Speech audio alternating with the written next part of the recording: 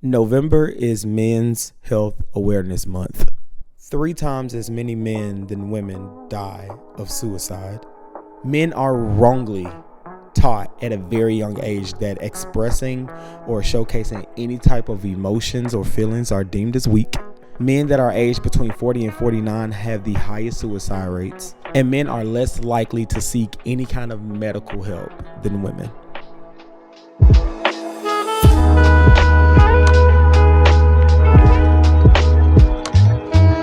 Hey, what's up everybody? My name is JT and thank you so much for clicking on this video. Welcome back to the channel. Today we are going to be talking about something that is a little bit different, but definitely something that is overlooked but super important, and definitely should be something that should be more on the forefront of topics that should be talked about in everyday life.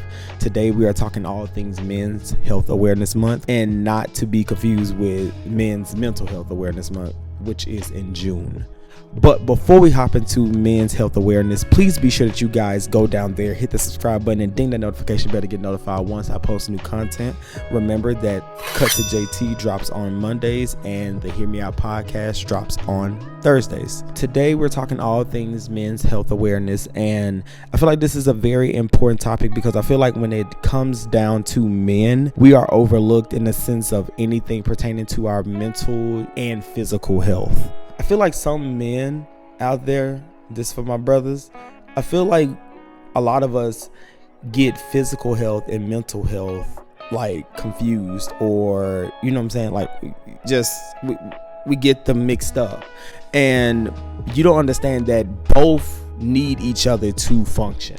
Like for me instance, when I had that extra pounds on me, I was confident in myself, like, because, you know, I just always believed in myself. But I will say there were plenty of times where I would see slimmer guys, or I would see guys that are more fit, and I would feel like, dang, like, you know, and I love clothes. I love putting that on, you know what I'm saying? So it's sometimes I will curate an outfit in my head, and so when I execute the outfit, it doesn't look good because of my body type, which then started hitting me in the insecurity department. And then I started body shaming myself and being like, dang, like you can't wear this because your legs are too big, your stomach pokes out, or you wear these extra layers in the fall and winter months, you're gonna look bigger, even bigger than what you are. So when I took the initiative to start losing the weight, doing like the 7-mile jogs and the 5-mile walks, and you know, cutting out, you know, certain things out of my diet and all that, when I started losing the weight and started seeing myself, granted, yeah, it sounds and feels good when other people recognize your progress, because honestly, it's been 2 years right at this moment that I have been on this weight loss journey, and I still get a lot of compliments and kudos and stuff, and it feels good and I love it, you know what I'm saying? But honestly, it's when I started seeing it myself. I started seeing how clothes affect me. I started seeing like how I see myself in the mirror when I see pictures of myself, and I'm just like, man, you a good looking dude. You know, my hair stay cut, you know what I'm saying, I'm slim and trim, and you know, like it feels good. So that, you know, getting a healthy diet going, getting you the right amount of at least 7 hours of sleep, 6.5 to 7 hours of sleep at least, you know, drinking your water, avoiding all kind of drama, making sure you stay prayed up, making sure you get that physical activity, going to the gym, doing a walk. I'm telling you, the walks are essential. I don't care what these magazines and everyone says. It's not even necessarily just for your physical health, but it's also for your mental health. It gives you time to detach from everything. You know, listen to that podcast, listen to that album, listen to those videos that you've been putting on the back burner. It gives you time to separate yourself from your everyday life just for that walk. I don't care if you walk 1 mile. Everyone needs that physical health in order to support that mental health.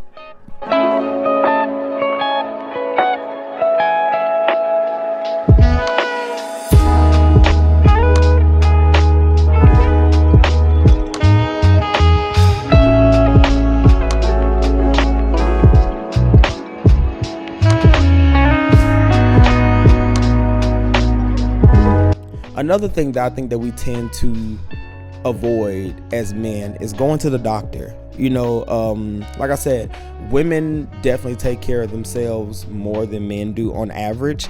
So I don't know, since the beginning of time, I know my grandmother always tells me that my grandfather, who I didn't get to get a chance to meet because he passed before I was even thought of.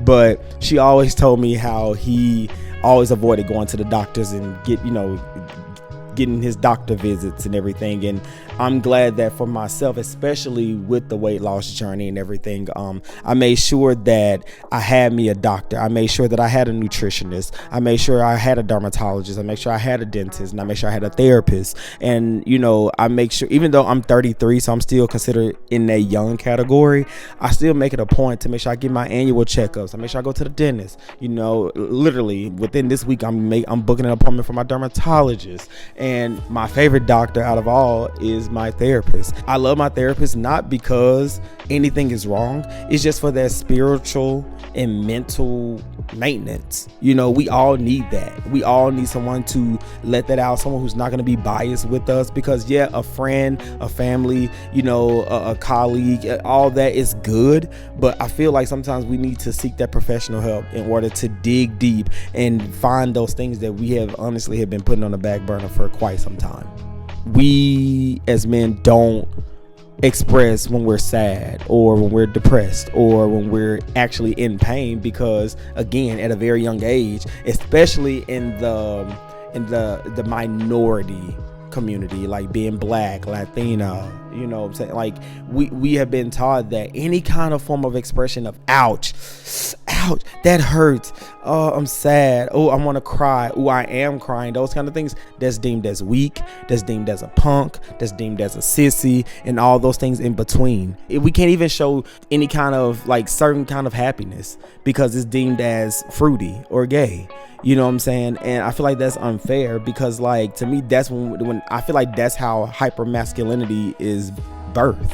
And I feel like that's unhealthy, because we are all human at the end of the day, and we all share these same type of emotions. And it sucks that sometimes as men, we're not granted or blessed with that space to be able to express those things. And it's so sad that it's even bubbled over into being like that with each other.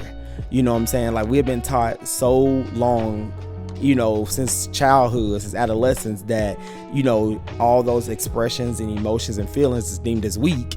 So, even when we're with our homeboys and stuff, granted, I feel like now it's getting a little bit better, but it's always room for progress. But I feel like women and our fathers have definitely created that space of showing any kind of emotional vulnerability is deemed as weak.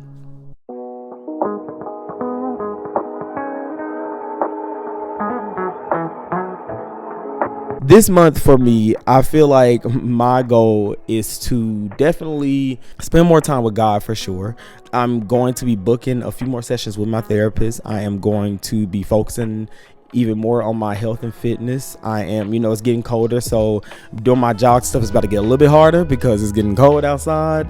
But I'm not gonna let that stop me. Even if I have to go to the gym at my apartment complex, I'm going to make sure I make those solo dates by myself, because I feel like we tend to forget that we are all individuals, and you don't always need capacity around in order to exist. Sometimes all you need is literally yourself, going to a restaurant or going on a walk in a park or doing something. I feel like everyone, men and female at that, should have some time in their life, at least once a week, where you do something by yourself, where you can literally detach yourself away from everybody and everything, and give yourself literally just an hour and a half to yourself. Like me, I love going to the movies. I'm going to see a movie by myself soon. I love going out to lunch and dinner by myself. So I love doing my walks by myself. Not to discredit my girl Zaria now, because we're gonna go on those walks together now. I love my walks with Zaria. In this month, I'm going to book me an appointment for a dermatologist, check in with them. I am going to book a few sessions with my therapist, and I'm also going to come up with a fast. I want to go on a fast and cleanse myself of everything, go on a water diet where I'm drinking this water, trying to do as much low sugar intake as possible. For all my brothers, my homeboys, my friends, and for the young men out there, this week and this month alone, I challenge you. Whether that's therapy, a walk, a workout session, anything, take out time for you. Even if that looks like just resting, just an extra hour of sleep, take out some time for you. Embrace yourself, love on yourself, encourage yourself. and push yourself, and also set goals for yourself. I want to leave my fellas with this. Sometimes being strong isn't being silent. It's being self-aware. Thank you guys so much for clicking on this video, guys. I hope this helps somebody. Drop down in the comments. Let me know what you're going to be doing to celebrate and embracing yourself for Men's Health Awareness Month. You know, shoot me ideas. Let me know what you're going to be doing to celebrate that and to pour into yourself. You know what I'm saying? The way you pour into this world on a consistent basis. But guys, make sure you hit the subscribe button, ding that notification bell to get notified once I post new content. Remember, Cut to JT drops on Mondays and the Hear Me Out podcast drops on Thursdays. So until next video, I'm out.